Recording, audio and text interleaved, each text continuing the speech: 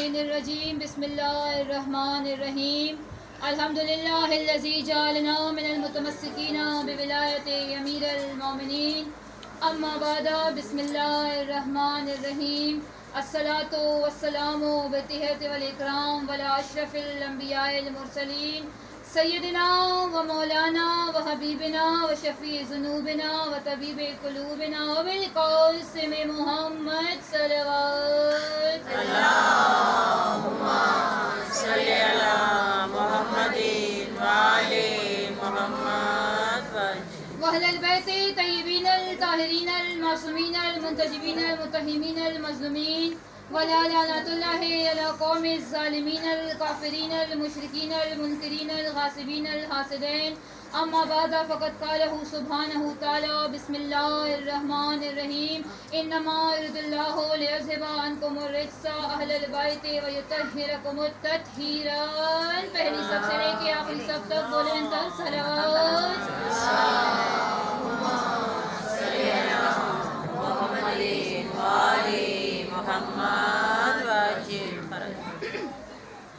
دعا ہے رب العزت سے، جناب سیدہ سے، ولی الاثر قائم امام سے، شہنشاہ نجف سے، سلطان کربلا سے، اور خصوصاً آج امن کے امام سے ہمارے ذکر کو اپنی بارگاہ درگاہ میں قبول و منظور فرمانا. ہماری سب سے پہلی دعا ہمارے قائم امام کے ظہور میں تاجی لفا فرمانا.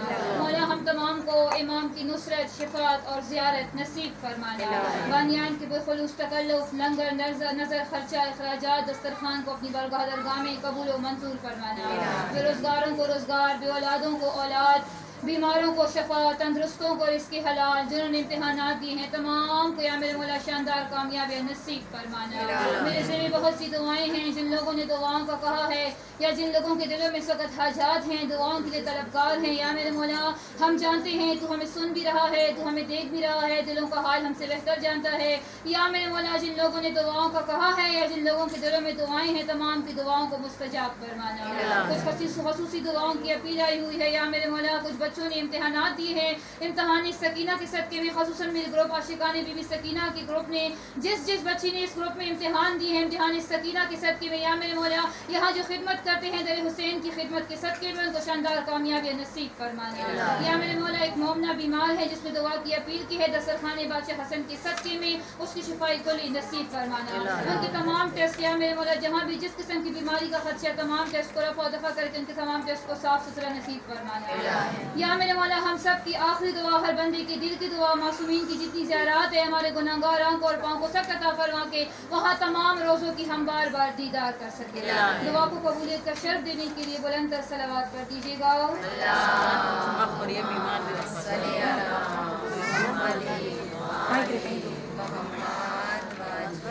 یا میرے مولا ایک مومنہ ہے دعا کی اپیل کر رہی ہے، ان کا بانجھا بیمار ہے. یا میرے مولا سید سجاد کی توب اور ہتھ کڑیوں کے صدقے میں جناب علی اکبر کی جوانی کے صدقے میں ان کو شفائی کلی نصیب فرمانا.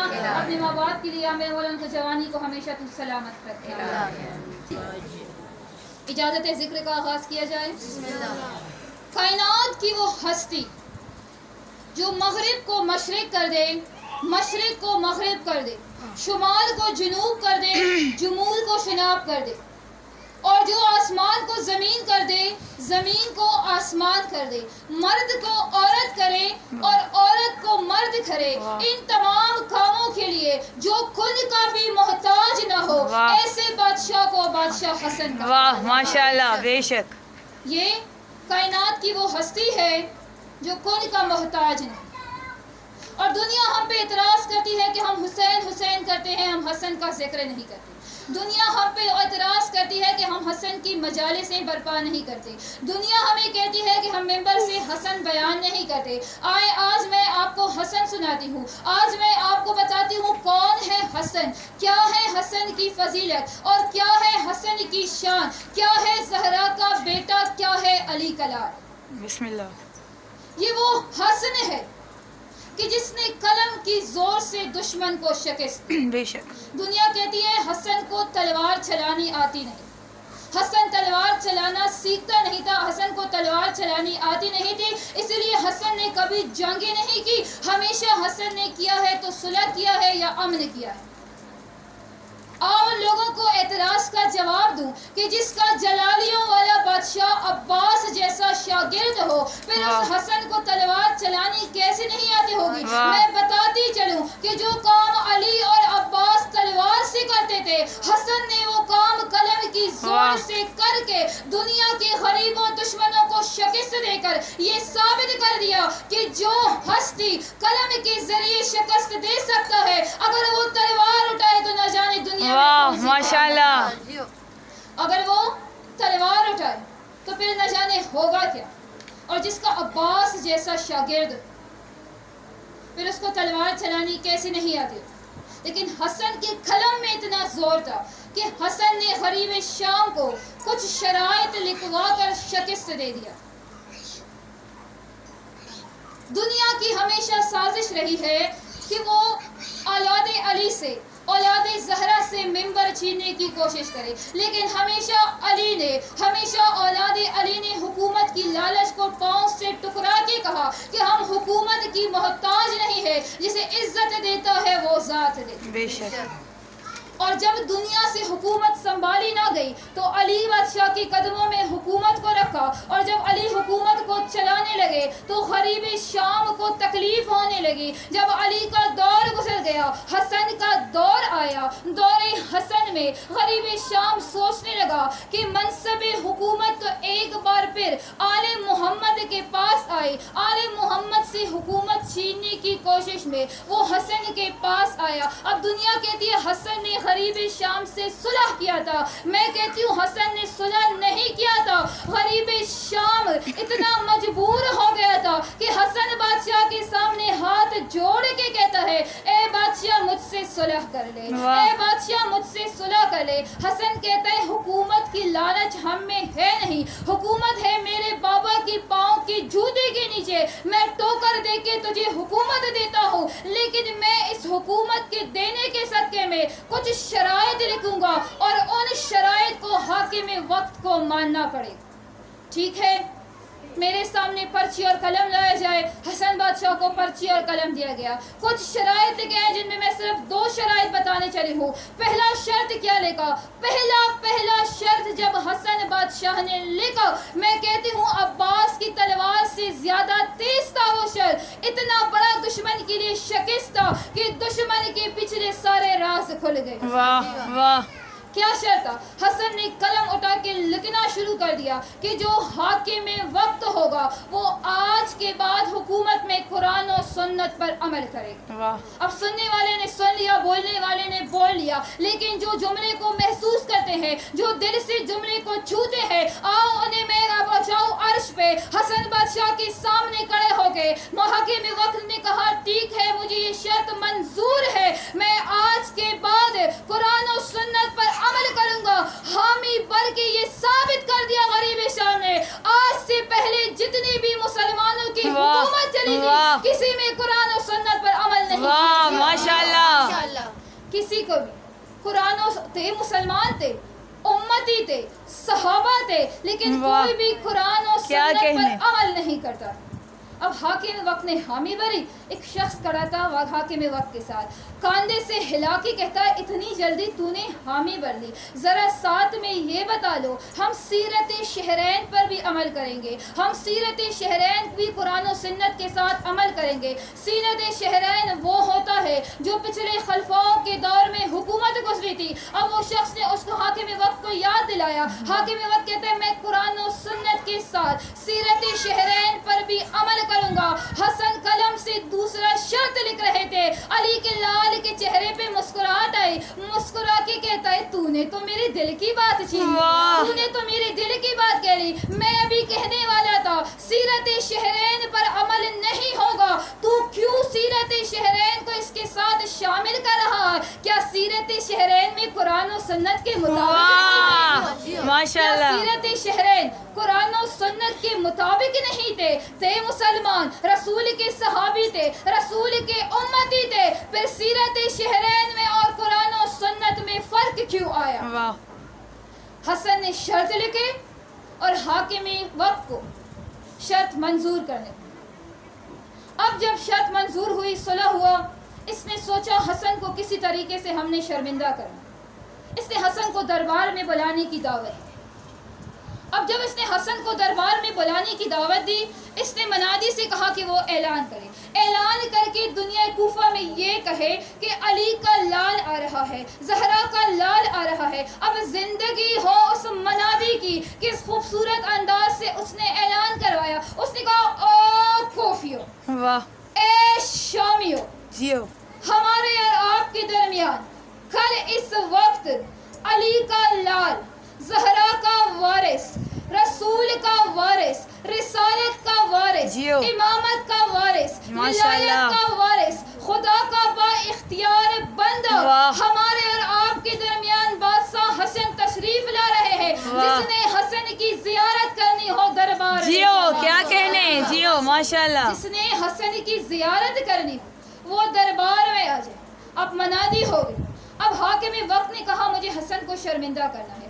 اس نے تمام درباریوں کو حکم دیا کہ جب حسن آئے گا تو حسن کی تعظیم کے لیے اٹھنا نہیں ہے، حسن کو سلام نہیں کرنا۔ اور اس نے دوسری بات کر دی کہ دربار میں دروازے پہ جہاں جہاں پردے لگے ہوئے ہیں ان پردوں کو حسن کے لیے نہ اٹھانا پڑے، تاکہ حسن میرے دربار میں جھک کے آئے۔ میں کہتی ہوں وہ شمع جو وہ ذات جلائے اسے کون بجھا سکتا ہے؟ جسے عزت وہ ذات دے اس کو ذلیل کون کر سکتا ہے؟ حسن کو اللہ نے کہا تو دربار میں چل، تیری عزت میں بچاؤں گا۔ یہاں حسن دربار کے پہلے دروازے کے قریب آیا، یہاں ہوا کا ایک جھونکا آیا، سارے کے سارے پردے اٹھ گئے۔ حسن سیدھا دربار میں گیا اور وہ جس نے تمام لوگوں کو حسن کی تعظیم کے لیے اٹھنے سے روکا تھا، حیران ہو کہ خود تعظیم کے لیے ماشاءاللہ،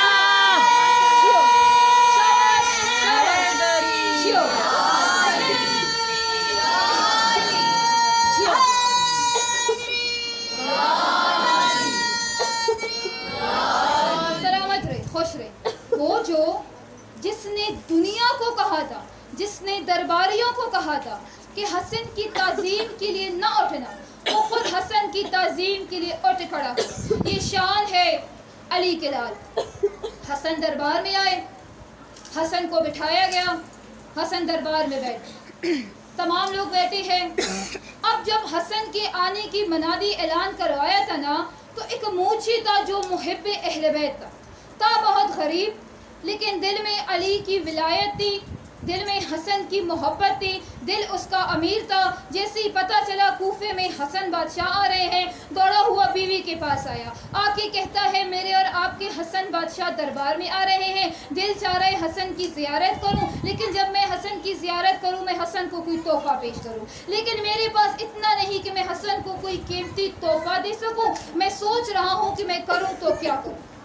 بیوی کہتے ہیں تیرے پاس اپنا ذاتی ہنر ہے، تو موچی ہے، تو جوتے سلواتا ہے، تو ایک خوبصورت قیمتی سا جوتا سلوا کے حسن کو دے دینا۔ وہ کہتا ہے عجیب لگتا ہے اتنے سارے درباریوں کے سامنے میں اتنا چھوٹا سا تحفہ کیسے دوں۔ اس نے کہا تحفہ چھوٹا ہو یا بڑا ہو، تحفہ دل سے ہو، تحفہ تحفہ ہوتا ہے۔ تم حسن کو اپنے ہنر ہاتھ کی بنائی ہوئی جوتے لے کے حسن کے نالین میں پہنا لینا، حسن کو پسند آئے گا۔ کہا ٹھیک ہے۔ اب قیمتی جوتوں کا جوڑا اٹھا کے وہ موچی گیا ہے دربار۔ اب یہاں بیٹھے ہیں حسن بادشاہ۔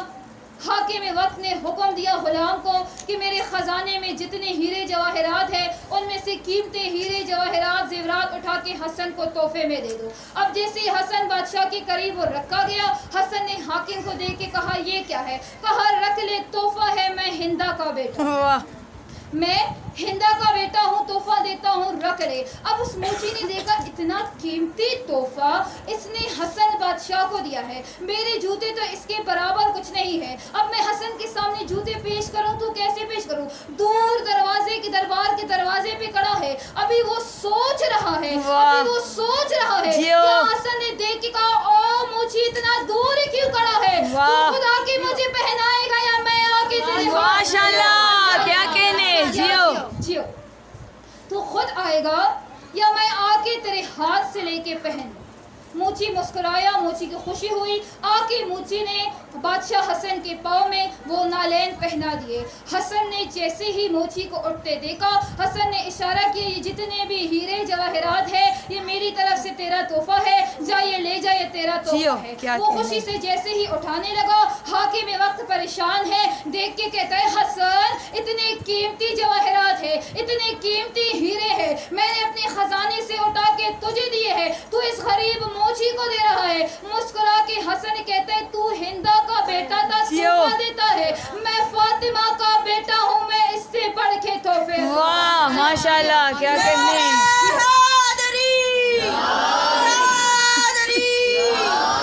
میں فاطمہ کا بیٹا ہوں, میں جو چاہے کر سکتا ہوں. اب اس نے تمام درباریوں سے کہا تھا کہ جب حسن آئے نا تو حسن کو شرمندہ کرنے کے لیے آپ لوگ اپنے باپ دادا کی جاگیروں کا ذکر کرنا تاکہ حسن شرمندہ ہو جائے. اب ایک شخص اٹھ کھڑا ہوا, کہا میرے باپ کی فلاں یمن میں اتنی اتنی جاگیریں ہیں, عراق میں اتنی اتنی جاگیریں ہیں, ایران میں اتنی اتنی جائیداد ہے, میرے باپ کے پاس یہ بھی ہے, میرے باپ کے پاس یہ بھی تھا, آج میں اتنے ملکوں کا مالک ہوں. جب وہ بیٹھ گیا دوسرا شخص اٹھا, باری باری ہر بندہ اٹھ کے ہر اپنے باپ دادا کی جاگیروں کا ذکر کرتا رہا. حسن کے چہرے پہ جلال آیا, کہا بیٹھ جاؤ, تو اس حاکم وقت کے کہنے پر مجھے اپنے باپ دادا کی جاگیریں بتا رہا ہے. میں حسن ابن علی چیلنج کرتا ہوں, میں کہتا ہوں میں آدم کے باپ سے لے کے, میں اپنے باپ آدم سے لے کے اپنے بابا علی تک ہر ایک کا شجرا بتانے کو تیار ہوں, اور اپنی ماں مریم حوا سے لے کے اپنی ماں فاطمہ تک کا کردار بتانے کو تیار ہوں. لیکن میں حاکم وقت کو چیلنج کرتا ہوں کہ میرے ایک کان میں صرف چھپ کے مجھے اپنے باپ کا شجرا بتایا.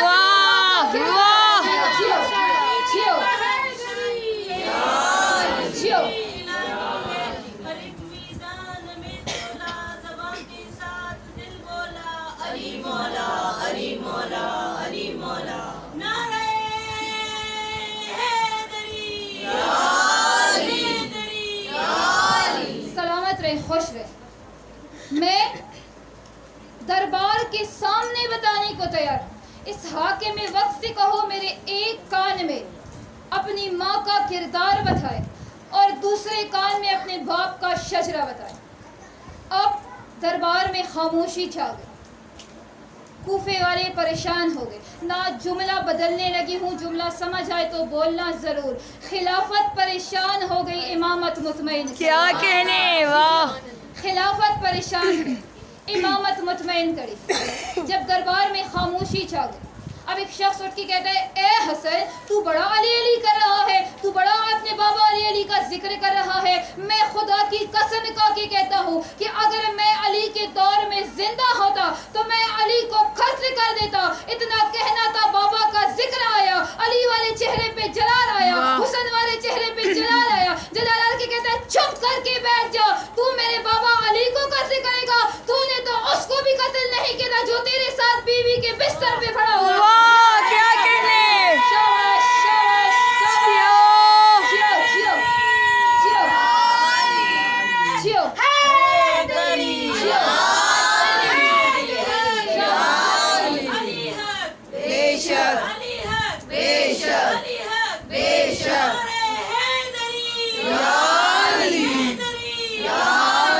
تو نے تو اس کو قتل نہیں کیا جو تیری بیوی کے ساتھ بستر پہ تھا. اب حسن کو جلال آیا. حسن کہتا ہے تو نے اپنے باپ کی جاگیریں بتائی, آؤ بتاؤ میں کون. میں خدا کا با اختیار بندہ. میرے نانا بھی بے عیب, میرے دادا بھی بے عیب, میرے بابا بھی بے عیب, میری ماں بطول ہے. مجھے خدا نے اختیار دیا ہے. ہمارا گھر طاہر ہے, ہمارا گھر طیب ہے. ہم چاہیں تو کچھ بھی کر سکتے ہیں, ہم چاہیں تو کچھ بھی کر سکتے ہیں. ہم چاہیں تو شمال کو جنوب کرے, چاہے تو جنوب کو شمال کرے, چاہے تو مشرق کو مغرب کرے, چاہے تو مغرب کو مشرق کرے, چاہے تو آسمان کو زمین بنائے, چاہے تو زمین کو آسمان بنائے, چاہے تو مرد کو عورت بنائے, چاہے تو عورت کو مرد بنائے. ابھی حسن خطبہ دے رہے ہیں, ایک شخص اٹھ کے کہتا ہے اے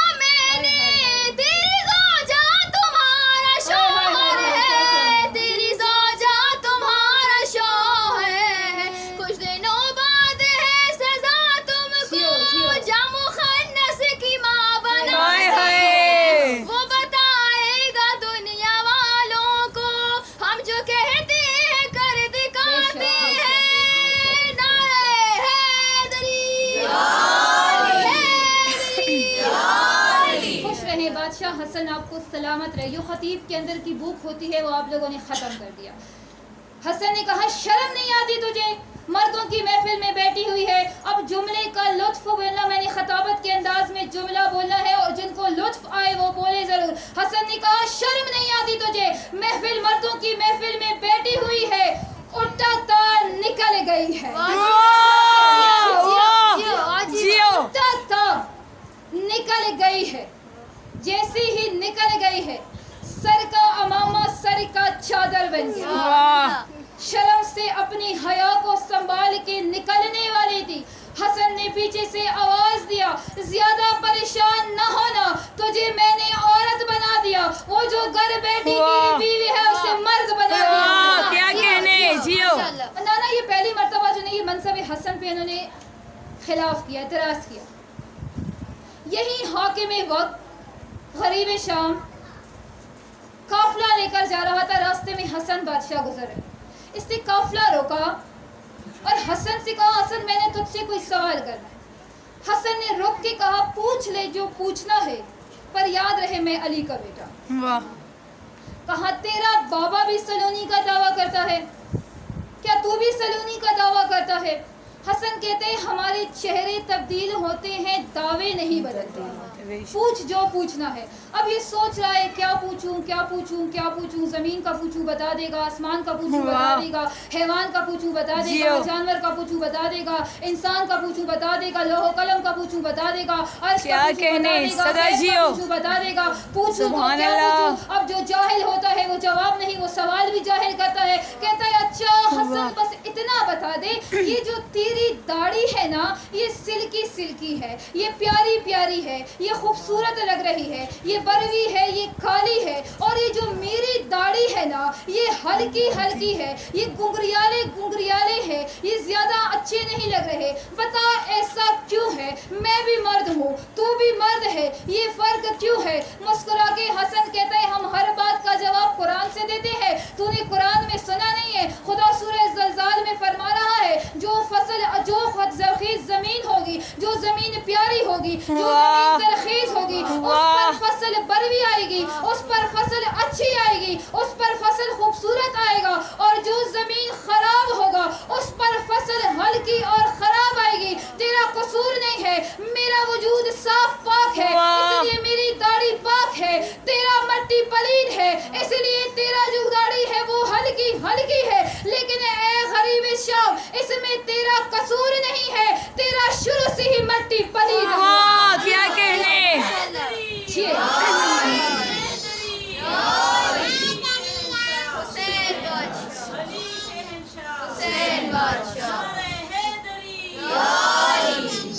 اب ہم تھے دربار میں. اب جب دربار میں حسن نے خطبہ دیا، حسن نے خطبے میں کہا میرے نانا گئے تھے معراج پہ میرے نانا گئے تھے رات کو، لیکن جب میرے نانا واپس آئے تو نانا کا بستر ویسے ہی گرم تھا. جس دروازے کی کنڈی کو کھولا تھا نانا واپس آئے دروازے کی کنڈی ویسے ہی ہل رہی تھی. اب جب خطبہ ختم ہوا ایک شخص اٹھا، میں نے کہا ہے علی کو سوچا نہ کرو، علی کو سوچا نہ کرو، بس علی کو مانو. جس نے سوچ کے علی کو مانا اس نے مانا نہیں، اس نے شک کیا. اب وہ شخص نکل گیا، میں سوچ کے کہتا ہے یہ کیسے ہو سکتا ہے؟ حسن نے مرد کو عورت کیا، عورت کو مرد کیا. کہتا ہے نانا کا بستر گرم تھا جبکہ ساری رات جو ہے وہ محمد معراج پہ عرش پہ تھے، کنڈی ابھی تک ہل رہی تھی. اس نے جیسے ہی حسن کی آل کو سوچنا شروع کر دیا، سوچتے سوچتے گھر پہنچ گیا. گھر پہنچا تو اس کی بیوی کھانا بنا رہی تھی، مچھلی چھیل رہی تھی. یہ سوچ میں بیٹھا ہوا تھا. بیوی کہتی ہے بڑا پریشان نظر آتا ہے. کہا ہاں کچھ پریشان ہوں. کہا چل اپنی پریشانی بعد میں بتانا، پہلے میرے لیے دریا سے پانی لے. اب اس نے بالٹی اٹھائی، کنڈی کھولا، دریا کے کنارے گیا. دریا پہ بیٹھا، گرمی بہت سخت تھی. سوچا پہلے نہا لیتا ہوں، نہا کے واپس آؤں گا تو پانی کی بالٹی لے کے بیوی کو دے دوں گا. اب جملہ سننا اور رشک کرنا کہ ہم حسن کے ماننے والوں میں سے ہیں، ان کے ماننے والوں میں سے ہیں جو سوچوں کا مالک بھی ہے، جو بولنے کے علاوہ سوچنے کو بھی سمجھ سکتا ہے. یہ کہتا ہے میں پہلے نہا لوں پھر پانی لے جاؤں گا. دریا کے اندر گیا، مرد تھا، دریا سے باہر عورت بنا. ماشاءاللہ. اب باہر یہ کیا ہو گیا؟ شرم کے مارے گھر واپس نہیں گیا، ایک ملح ملا، اس ملح سے اس نے شادی کر لی۔ 14 سال اس نے اس ملح کے ساتھ گزارے، اس دوران اس کے 7 بچے پیدا ہوئے، 7 بچے اس کے پیدا ہوئے۔ یہ اس ملح کے ساتھ زندگی گزار رہا تھا، سوچ رہا تھا بڑی مشکل سے زندگی گزار رہا ہوں، نہ جانے ہوا تو میرے ساتھ کیا ہوا۔ اب شرم سے کسی کو کہہ بھی نہیں سکتا تھا میں مرد تھا، حسن نے عورت بنایا، میں مرد تھا، حسن نے عورت بنایا۔ اب سوچتے سوچتے زندگی کے 14 سال گزر گئے۔ 14 سال کے بعد اسی دریا پہ کپڑے دھونے کے لیے آئی، کپڑے دھونے کے لیے بیٹھ رہی تھی، سوچا گرمی بہت ہے، نہا لیتا ہوں، نہانے کے بعد کپڑے دھو لوں گی۔ اب سننا لفظ، جیسے ہی نہانے کے لیے اندر گئی، جیسے پہلے باہر تھی، عورت تھی، نہا کے واپس نکلا، ماشاءاللہ جیو مرد بن چکا تھا۔ اب حیران تھا ہوا تو ہوا کیا، اور جو بالٹی تھی وہ ویسے پڑی تھی جیسے 14 سال پہلے۔ پانی بھر کے سوچ کے گھر آیا، جیسی گھر آیا کنڈی ہل رہی، کنڈی ہلنے کو پریشان ہو گیا، بیوی کو بالٹی دیا، بیوی ویسی مچھلی چیل رہی تھی، دیکھ کے کہتے ہیں مجھے بس اتنا بتا دے کہ کتنا وقت گزرا ہے میرے گئے ہو۔ بیوی کہتی ہے پریشان کیوں ہے؟ کہا تیز نہ بولنا، آرام سے بولنا، کسی کو خبر نہ ہو کہ میں کتنی دیر گزار کے آیا ہوں۔ کہتے ہیں ہوا کیا ہے؟ کہا بس بتا دے، ہوا یہ ہے کہ میں کتنی دیر گیا تھا، کتنا وقت لگا۔ کہا مجھے تو ایسے لگتا ہے تو آدھے راستے سے واپس آیا ہے، آج تو اتنا کم وقت گزار کے آیا ہے۔ وہ دیکھ کے کہتے ہیں میں 7 بچے پیدا کر چکی ہوں، 14 سال میں ملح کے ساتھ زندگی گزار چکی ہوں، اور تو کہہ رہا ہے آج تو نے کم وقت گزارا۔ اب اس کی بیوی دیکھ کے کہتی ہے کہیں تو نے حسن کو سوچا تو نہیں، کہا حسن پہ شک تو نہیں کیا تھا، کہا بس یہی غلطی ہوئی تھی، کہا نہ سوچا کرو نے، جو انہیں سوچ کے مانتے ہیں ان کے ساتھ ایسی ہی بے شک بے شک۔ اب جو پہلے والی تھی نا جس نے کہا تھا کہ تو مرد کو عورت نہیں کر سکتی، وہ عورت بن کے گئی، اس کی بیوی مرد بن چکی۔ سوچا حسن سے معافی مانگوں، دنیا کے معزز خلاف لوگوں کو اکٹھے کیا، جو بڑے بڑے لوگ تھے سب کو کہا مجھے حسن سے معافی دلوا دے، عورتوں والی زندگی گزار رہا ہوں، بڑا مشکل ہے زندگی عورتوں والی گزارنا، بڑے مشکل کام کرنے ہوتے ہیں، مجھ سے ہوتا نہیں ہے، بس اتنا کر دے حسن سے ہمیں معافی مانگنے دے، میں دوبارہ مرد بننا چاہتا ہوں۔ کہا ٹھیک ہے۔ اب دربار حسن میں مدینہ میں آئے، اب تمام لوگ ہیں، یہ عورت انہی کے ساتھ ہے، حسن دربار سے نکل رہا ہے، جیسے ہی حسن نے اس عورت کو دیکھا کہا کیا مانگنے آئی ہے، اب کیا کہنے آئی ہے؟ ہاتھ جوڑ کے کہتی ہے بادشاہ مجھے معاف کر دے، آج کے بعد آپ پہ شک نہیں کروں گا۔ حسن کہتا ہے معافی نہیں مل سکتی، تو ہے حجت کا منکر، اور جو حجت کا منکر ہوتا ہے انہیں کبھی سزا ہمیشہ ملتی رہتی ہے، انہیں کبھی معافی نہیں ملتی۔ ابھی تو تیری سزا پوری بھی نہیں ہوئی ہے، تیری سزا پوری ہونی ہے، تیری ہوگی ایک شخص کے ساتھ شادی، اس کے بعد تو پیدا کرے گا ایک بچہ جو نہ مرد ہوگا نہ میں ناچ ناچ کے بتائے گا آل محمد سے کبھی مذاق نہ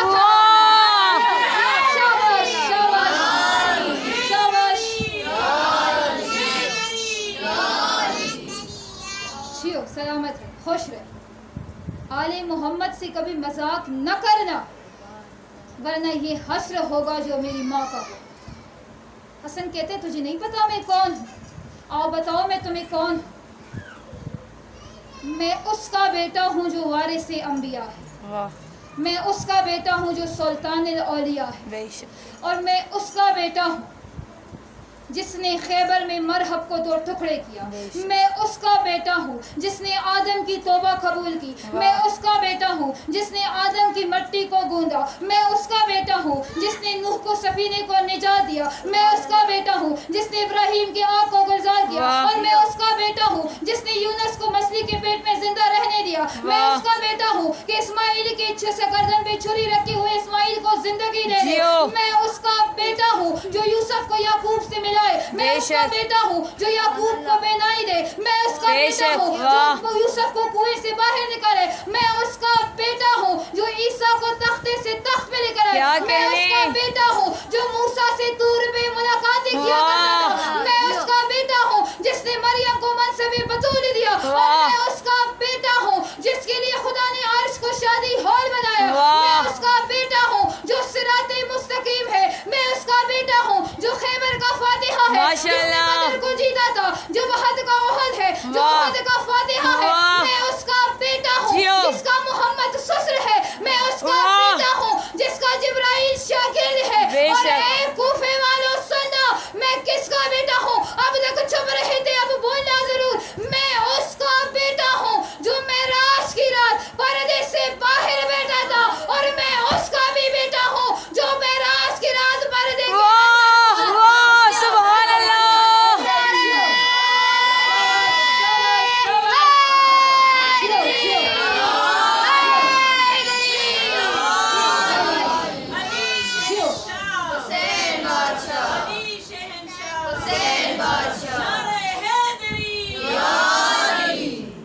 سبحان بولتے اللہ. وہی ہیں جن کے دلوں میں علی رہتا ہے.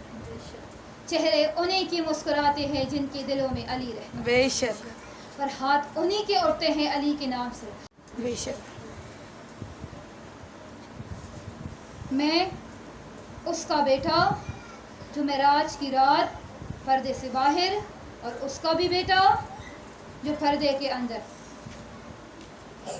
حسن نے شرائط لکھی اور ساری زندگی غریب شام کا یہ پلان تھا، یہ سوچ تھا کہ شرائط مان تو لیے، اب حسن کو دنیا سے بھیجا جائے تو کیسے بھیجا جائے تاکہ حسن جائے اور شرائط ختم. اسی امام سے منسوب ہے دسترخوان. جو آل محمد کے ماننے والے ہوتے ہیں ان کی کوشش ہوتی ہے کہ وہ روز مل بیٹھ کے دسترخوان بچھا کے کھانا کھائیں. وجہ کیا ہے کہ حسن نے کہا تھا میں نے اپنے گھر دسترخوان بچھایا، امیر، غریب، بزرگ، جوان، کالا، سفید، مدینے والے، مدینے سے باہر، جتنے بھی لوگ ہیں، ہر بندہ میرے دسترخوان سے آ کے کچھ بھی کھا سکتا ہے. اس کے بعد کوشش ہوتی ہے کہ ہم گھروں میں دسترخوان بچھائیں تاکہ سنت بادشاہ حسن پورا کر سکیں. کوشش کیا کریں کہ جب گھروں میں کھانا کھائیں تو 4 لوگ بھی ہو، 2 لوگ بھی ہو، دسترخوان بچھا کے کھانا کھائیں تاکہ سنت بادشاہ حسن پورا ہو. ہمیں دسترخوان 15 رمضان کو بھی کرتے ہیں. شرطیں لکھوائی اور جب حسن نے شرطیں لکھوائی تو ڈائریکٹ نانا کے مزار پہ آئے. مزار پہ آ کے نانا کو سجدہ کیا. سجدہ کر کے کہتا ہے نانا آج تیرے حسن نے دشمن کو قلم کی زور سے ہرایا. نانا جس امت نے تجھے پرچی اور قلم نہیں دیا تھا تیرے بیٹے نے اسی امت سے پرچی اور قلم منگوا کے شرائط لکھا. نانا تیرے بیٹے نے تیرے دین بچانے کی کوشش کی. نانا کی مزار سے اٹھ کے سیدہ کی مزار پہ آیا، سجدہ کر کے سلام کر کے ماں کو کہا ماں آج تیرا بیٹا ہونے کا حق ادا کر. حسن نے شرطیں لکھوائی، دشمن کو شکست دیا، لیکن اماں جیسی شرطیں میں نے لکھوائی ہیں امت زیادہ دیر مجھے رہنے میں. اماں اتنا بتا دے کہ جب یہ امت مجھے شہید کر لے میں نانا کے مزار میں دفن ہو جاؤں یا تیرے پہلو میں آ کے دفن. قبر زہرا سے آواز آئی حسن کہ تجھے نانا کے مزار میں دفن ہونے نہیں دیں گے، بہتر ہے کہ ماں کے مزار میں لہو لہان ہونے سے پہلے آ. رو کے حسن اپنے گھر گیا. جیسے حسن گھر پہنچا جدہ کے گھر حسن گیا. حسن نے جدہ سے شربت مانگی، جدہ نے حسن کو شربت دیا. عجیب بیوی تھی، دشمن بنی اپنی شوہر کی، غریب شام کی لالچ میں آئی. حسن کو شربت میں زہر دیا. زہر کا اثر اتنا تیز تھا کہ حسن کو گرمی لگنے لگی. حسن نے جدہ کی طرف دیکھ کے کہا کیا میں تیرا اچھا امام نہیں؟ وہ کہتی ہے آپ میرا اچھا امام. کہا کیوں میری اولاد کو یتیم کر رہا؟ کبھی ایک مدینے کی تلوار سے سر ٹکرا رہا ہے، کبھی مدینے کی دوسری دیوار سے سر ٹکرا ہے. جب مدینے کی دیواروں سے سر ٹکرانے لگا حسن ٹکرا ٹکرا کے فروا کی دہلیز پہ آیا. دروازے پہ دستک دی، فروا نے دروازہ کھولا. حسن کا امامہ کھلا ہوا تھا. حسن کا امامہ رنگ کے دل کا رنگ تبدیل تھا. حسن کے سینے میں گرمائش تھی.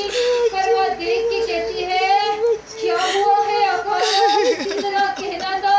حسن دہلیز پہ گر گیا.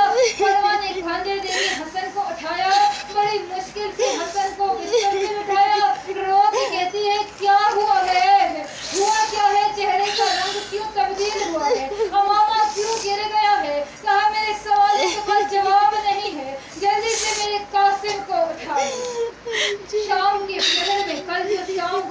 28 کی رات، اس رات میں میرے آقا کو زہر اور آدھی رات تک مدینے کی گلیوں میں ٹکرے کھا کے فروا کی دہلیز پہ پہنچے. آدھی رات کو 3.5 سال کے قاسم کو ایسی ہی فروا نے اٹھایا، اور جیسی فروا نے قاسم کو اٹھایا اپنے بابا حسن کے سینے پہ لٹایا. قاسم نے آنکھیں کھول کے کہا اماں مجھے گرم ریت پر کیوں سلایا ہے؟ روکی فروا کہتی ہے گرم ریت نہیں ہے، آنکھیں کھول دیکھ لے تیرے بابا کا سینہ ہے. قاسم نے آنکھیں کھولی، بابا کے داڑھی کو چھوما، چھومنے کے بعد کہا بابا آپ کا سینہ اتنا گرم کیوں ہے؟ بابا کے چہرے کا رنگ اتنا کیوں تبدیل ہوا ہے؟ بابا بتا دے ہوا کیا ہے؟ حسن کا قاسم اتنا تھا جتنا کربلا میں حسین کی سکینہ تھی. 3.5 سال کا قاسم تھا. رو کے حسن کہتا ہے سوال نہ کر قاسم، جا اپنی اماں زینب سے کہہ لے میرے بابا کو زہر مل گیا. قاسم رو کے کہتے ہیں بابا کیسے کہوں، بابا کیسے کہوں؟ بچہ تھا نا، سمجھ نہیں آ رہا تھا. حسن نے قاسم کو قریب بلایا، قاسم کا گریبان چاک کیا، قاسم کا امامہ کھول دیا، ارے زمین سے مٹی اٹھا کے قاسم کے سر میں ڈالا. کہا جا زینب کے پاس جا، تیری حالت دیکھ کے زینب سمجھ جائے گی. بس اتنا کہنا تھا. رو کے کہتا ہے حسن آواز دے کے کہتا ہے میری بہن علی کی بیٹی ہے، وقت تہجد اٹھتی ہے نماز پڑھنے کے لیے. اگر زینب سو رہی ہو قاسم میری بہن کو نہ اٹھانا، اس کے اٹھنے کا انتظار کرنا. قاسم رو کے دہلیز سے زینب کے پاس گیا، دروازہ بند تھا. قاسم نے اپنا سر دروازے پر رکھا، فجر تک انتظار کرتا رہا.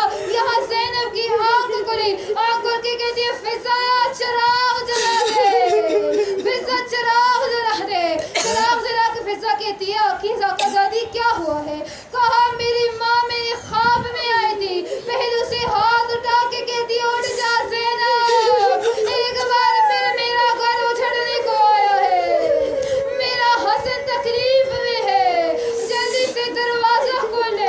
جیسی فضا نے دروازہ کھولا قاسم دہلیز پہ نیچے گرا. جیسے گرا نا فضا کہتی ہے اے مسکین اے یتیم تو کون ہے؟ سید زادی کے در پہ اس وقت آئی ہے، ابھی تو سید زادیہ ہوتی ہے، فجر کے وقت آنا، جو مانگنا ہے تمہیں سید زادی دے دے گی. قاسم نے سر اٹھا کے کہا فضا ماں پہچان، میں حسن کا یتیم.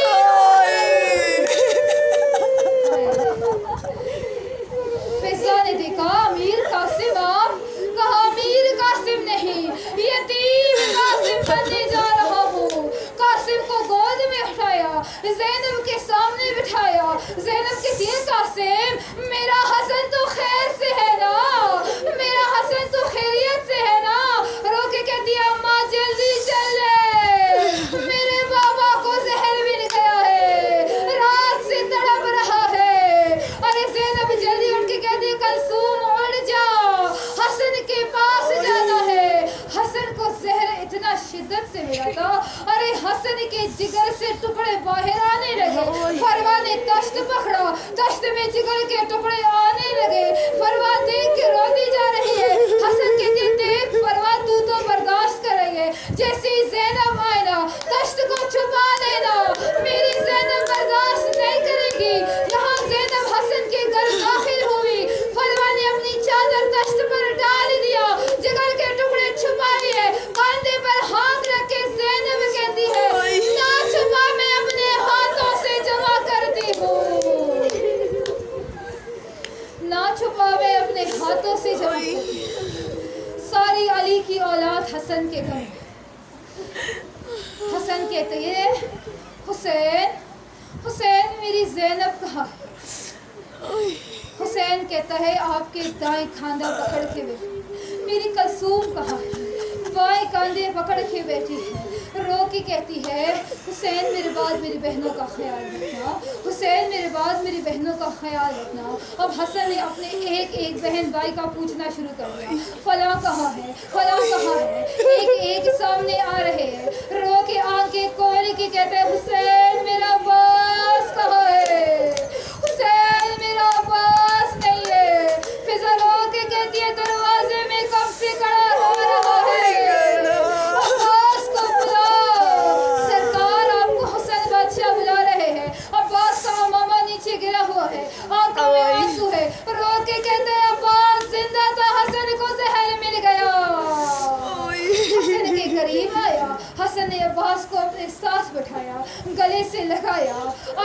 ہاتھ حسن کے عباس کے ہاتھ میں لیا، ایک ہاتھ میں عباس کا ہاتھ، ایک ہاتھ میں حسین کا ہاتھ، عباس اور حسین کے ہاتھوں کو پکڑ کے کہتا ہے حسین میرے عباس کو سنبھال لینا، میرے عباس کا خیال رکھنا، حسین تو میرے بابا کے صبر کا وارث ہے، یہ میرے بابا کے جلال کا وارث ہے، اگر کہیں حسن کو عباس کو جلال آ جائے حسین تو اسے روک لینا، حسین تو اسے سمجھا دینا۔ عباس دیکھ کے کہتا ہے آقا حکم تو کرے، جس نے زہر دیا اس کی نسلوں کو عباس ختم کر دے۔ رو کے کہتے ہیں نہ عباس، عباس اپنا دوسرا ہاتھ دے۔ عباس نے اپنا ہاتھ دیا، ایک ہاتھ میں عباس کا ہاتھ لیا، دوسرے ہاتھ میں زینب اور کلثوم کی چادر کی چٹیاں تھے، عباس کے ہاتھ میں رکھ کے کہتا ہے اے عباس تو میری بہنوں کا محافظ ہے، جب تک زندہ ہے وعدہ کر لے مجھ سے تو زینب اور کلثوم کی چادروں کا محافظ ہوگا۔ رو کے عباس کہتے ہیں میری خلقت ہی اسی وجہ سے ہوئی ہے، آپ پریشان نہ ہو، بس 2 جملے حسن کی شہادت کے پڑھنے ہیں، پھر یہاں سے حسن کا تابوت آئے گا، آج اس کا تابوت آئے گا، واحد گھرانہ ہے یہ اس کا واحد جنازہ ہے جس کا جنازہ 2 بار گھر میں آیا، جس کا جنازہ 2 بار آیا ہے گھر میں۔ بس حسن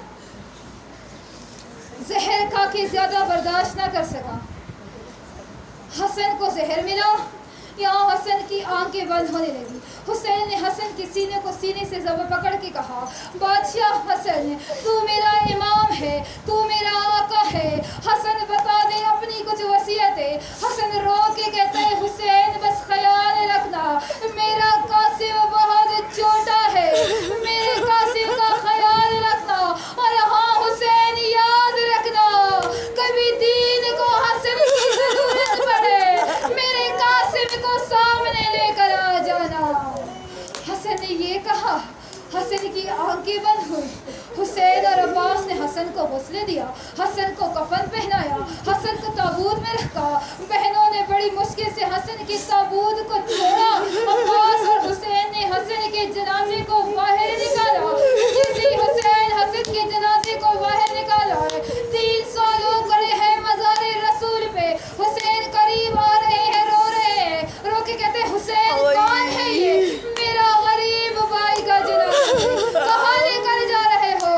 نانا کے پہلو میں دفنانے کی وصیت کی تھی، اتنا کہنا تھا، ایک ملعون عورت نے سفید کپڑے کا اشارہ کیا، اتنا اشارہ کرنا تھا کہ حسین نے عباس کو دیکھا، عباس کے چہرے پر جلال آیا، جلال والے چہرے پہ عباس نے دیکھنا شروع کیا حسین کو، یہاں اس عورت نے اشارہ کیا، یہاں 300 حسن کے جنازے میں آنے لگے۔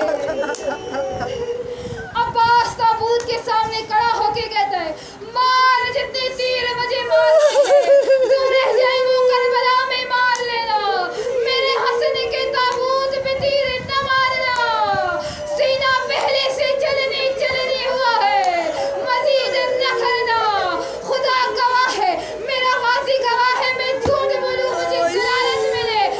7 تیر عباس کے کاندھے پہ لگے، لہو لہان ہو کے عباس کھڑا ہے، عباس یہاں سے بھاگا، زینب اور کلثوم دروازے میں کھڑی ہے، زینب کہتی ہے خدا خیر کرے، یہاں حسن کا جنازہ نکلا، یہاں عباس واپس آ رہا ہے، خدا خیر کرے، ہوا کیا ہے؟ جیسے عباس تیروں کے ساتھ گھر کے اندر آنے لگا، حسین نے آواز دے کے کہا زینب عباس کو روک لینا، تلوار نہ اٹھانے دینا۔ زینب نے عباس کے سینے پہ ہاتھ رکھ کے کہا عباس جا کہاں رہا ہے؟ عباس رک جا، کہا مجھے تلوار اٹھانے دے، کہا تجھے میری ماں کی قسم ہے تلوار نہ اٹھانا، بھائی کا جنازہ واپس لانا، ارے بڑا تکلیف کا وقت ہوتا ہے۔ جنازہ واپس آ گیا زہرا کے گھر میں، جنازہ واپس آیا، سفید کفن سرخ کفن میں تبدیل ہو چکا۔ عباس رک جا، حسین کہتی ہے زینب وہ جو نانا کفن لے کر آیا تھا اس میں کتنا کفن باقی بچا؟ زینب رو کے کہتی ہے اس کفن میں ماں کے پہلو کو بھی سنبھالا، اس کفن میں بابا علی کو بھی دیا، اس کفن میں بھائی حسن کو بھی دیا، بس